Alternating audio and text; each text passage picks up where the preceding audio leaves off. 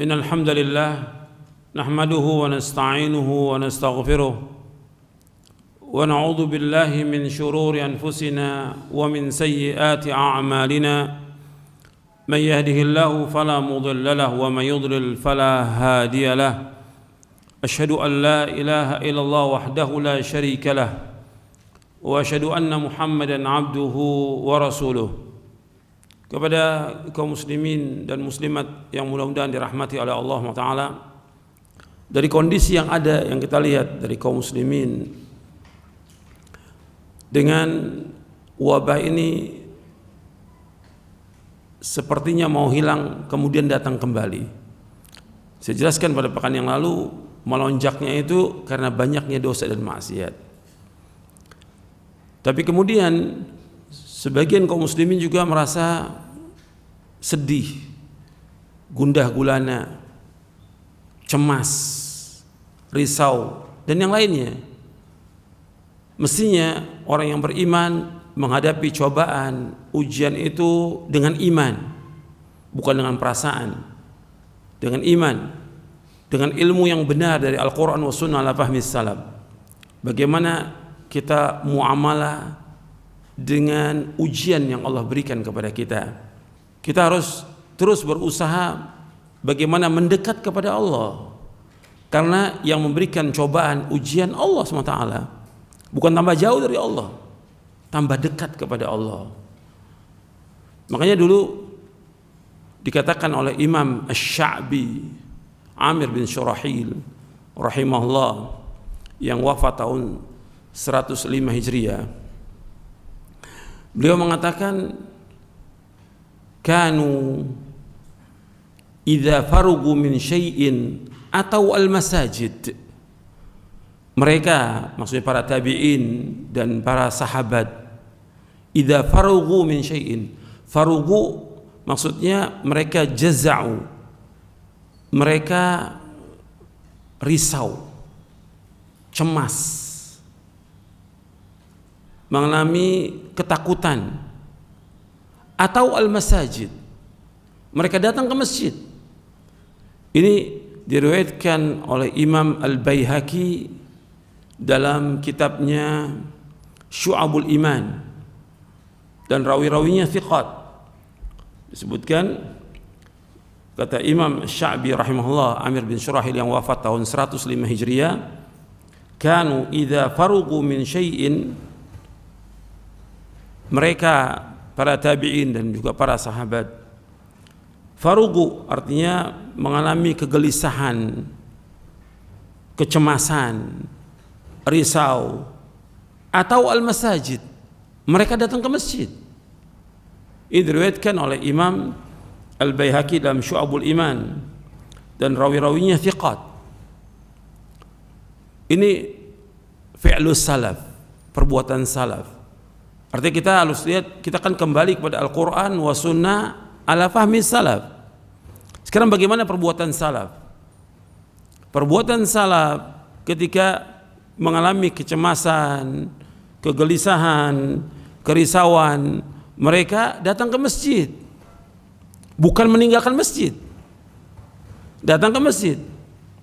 Jadi mereka berusaha bagaimana mendekat kepada Allah Subhanahu wa Ta'ala. Ini harus penting, ini diperhatikan, karena sejak Nabi SAW menyebutkan berkaitan dengan masalah ta'un, Nabi nggak pernah menyebutkan untuk menjauhkan masjid. Karena hadis ta'un banyak itu tentang wabah, tentang petaka dan segala macam, tapi nggak ada riwayat menyebutkan untuk menjauhkan masjid. Justru manusia kembali ke masjid. Dan saya sudah sampaikan pada pekan yang lalu dari penjelasan Al-Hafidh Ibnu Hajar Asqalani di dalam kitabnya Badlul Ma'un fi Fadli Ta'un, sekitar tahun 450-an gitu, yang terjadi di Samarkand. Itu setiap hari orang mati karena ta'un itu ribuan setiap hari. Kemudian orang bertaubat, mereka datang ke masjid. Artinya seperti itu orang. Dan juga kalau kita lihat dalam kehidupan di masyarakat nih kehidupannya. Kalau kita lihat ada orang yang taubat nih dari apakah dia minum khamar, apakah dia penjahat. Ketika dia taubat datangnya kemana mereka? Ke masjid. Ketika taubat datang ke masjid. Tadinya pakaiannya macam-macam, sekarang ganti sarung pakai pici, kemana dia? Ke masjid. Jadi ini harus kita perhatikan ini. Kembali ke masjid. Taubat kepada Allah, kembali ke masjid. Dan dengan itu insya Allah, dengan di masjid dia berzikir, dia berdoa, dia sholat, insya Allah Allah akan angkat wabah ini. Kalau kaum muslimin berbondong-bondong ke masjid, melaksanakan ibadah, sholat yang 5 waktu di masjid, kemudian juga mereka merapatkan saf, karena saf ini penting. Man wasala saffan wasalahullah, wa man qata'a saffan qata'ahullah, kata Nabi SAW. Barang siapa yang menyambung saf, Allah akan sambung rahmatnya. Barang siapa yang memutuskan saf, Allah akan putuskan. Wajib ini untuk merapatkan saf, nggak boleh renggang saf itu, harus rapat. Ini harus diperhatikan mestinya yang seperti ini. Ini kadang-kadang nggak terfikir oleh manusia, nggak terlintas. Karena apa? Udah sibuk dengan keduniaan atau sibuk dengan protokol kesehatan. Itu bagus. Tapi juga kita harus lihat protokol syariat. Ketika di masjid protokol syariat dijalankan. Perintah Allah dan perintah Rasulullah SAW. Ketika kita laksanakan perintah Allah dan Rasulnya, insya Allah Allah akan berikan keberkahan, Allah akan kabulkan doa kita, Allah angkat wabah ini dan yang lainnya. Kemudian ikhwani fiddin, azakumullah, dan ini sudah saya sampaikan berkali-kali, karena kita lihat banyak orang yang takut. Bukan hanya orang awam yang takut, penuntut ilmu takut, ustadznya takut ke masjid. Gimana kalau ustadz sudah takut? Di mana imannya itu? Di mana ilmunya? Insya Allah di masjid tidak akan kena, insya Allah, berbagai macam musibah. Yakin. Ada riwayat, cuma riwayatnya ada agak lemah. Diriwayatkan Imam Baihaqi dalam Syu'abul Iman. Apabila Allah turunkan musibah, maka Allah akan lindungi dari orang-orang yang ada di masjid. Dilindungi oleh Allah Ta'ala. Tapi di sini ada kelemahannya. Jadi ikhwan fillah, azakumullah, ini penting untuk ke masjid. Kalau orang awam ke masjid, ini sudah saya berbicara ini ketika kita sudah lihat semuanya, sudah jutaan orang ke masjid. Bukan satu. Di Indonesia ini orang sudah jutaan orang ke masjid, sholat di masjid. Kok masih ada segelintir orang, dan sangat disayangkan segelintir orang ini siapa? Yang sudah ngaji. Ustadz nggak ke masjid. Gitu. Kalau ke masjid, safnya renggang. Kenapa renggang? Nabi suruh rapat. Wajib untuk merapatkan, nggak boleh membuat celah, nggak boleh. Sampai Nabi mengatakan, walinu bi'aidi ikhwanikum wala tadharu furujatin lisyaitan. Adalah kalian berlaku lemah lembut kepada tangan-tangan saudara kalian. Jangan kalian biarkan celah-celah untuk syaitan. Gak boleh. Sedikit aja gak boleh. Apalagi sampai setengah meter, sampai 1 meter. Wala tadharu furujatin li syaitan. Ini hadis Nabi SAW. Yang kita ikut siapa? Rasulullah SAW. Katanya cinta sama Nabi, ittiba sama Nabi, ikut Rasulullah SAW. Sampai sini jelas. Sekarang saya bawakan yang kedua berkaitan dengan kondisi kita kadang-kadang lemah, gelisah, maka perbanyak doa, zikir kepada Allah, zikir pagi, zikir sore, atau yang lepas baca subhanallah, alhamdulillah, wallahu akbar, la haula wala quwwata illa billah, atau baca la ilaha illa anta subhanaka inni kuntu minadh dhalimin. Ada di antara doa yang khusus untuk menghilangkan kesedihan, kegundah gulanan.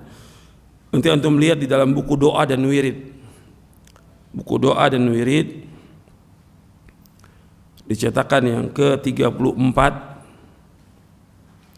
di halaman 353. Itu Nabi berdoa kepada Allah SWT, dan ini banyak Nabi panjatkan kepada Allah. Allahumma inni a'udzubika minal hammi wal hazan wal ajzi wal kasal wal bukhli wal jubni wa dhala'id dain wa ghalabatir rijal. Saya ulangi, Allahumma inni a'udzubika minal hammi wal hazan wal ajzi wal kasal wal bukhli wal jubn wa dhala'id dain wa ghalabatir rijal. Antum hafalkan ini. Allahumma inni a'udzubika minal hammi wal hazan wal ajzi wal kasal wal bukhli wal jubn wa dhala'id dain wa ghalabatir rijal.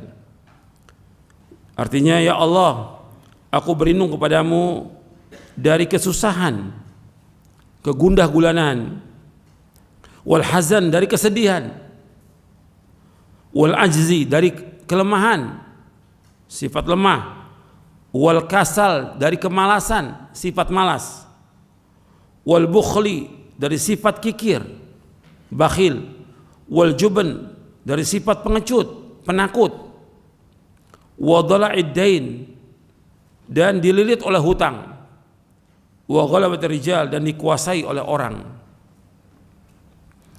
Hadis ini sahih, diriwayatkan oleh Imam Al-Bukhari, dan disebutkan bahwa Rasulullah banyak memanjatkan doa tersebut. Ada riwayat Abu Daud dengan kalimat wa ghalabat dain wa qarri rijal. Ini hadisnya dhaif. Yang benar itu wa dhala'id dain wa ghalabatir rijal. Itu riwayat yang sahih yang diriwayatkan oleh Imam Bukhari. Ini dibaca untuk menghilangkan kesedihan, kegundah gulanaan, kerisauan, kecemasan. Karena banyak orang yang cemas dalam kondisi seperti ini. Orang yang beriman mestinya dia tawakal kepada Allah, dia banyak berzikir dan dia serahkan urusan kepada Allah. Enggak usah cemas. Yakin Allah pasti akan menolong kita, melindungi kita. Ini saja, mudah-mudahan bermanfaat dan mudah-mudahan kita semua dilindungi oleh Allah dari semua keburukan, semua kejahatan, dan juga dari berbagai macam wabah. Dan mudah-mudahan wabah ini diangkat oleh Allah Taala. Wassalamualaikum Muhammadin sallallahu alaihi wasallam, subhanallahi wa bihamdik, asyhadu an la ilaha illa anta astaghfiruka wa atubu ilaik. Assalamualaikum warahmatullahi wabarakatuh.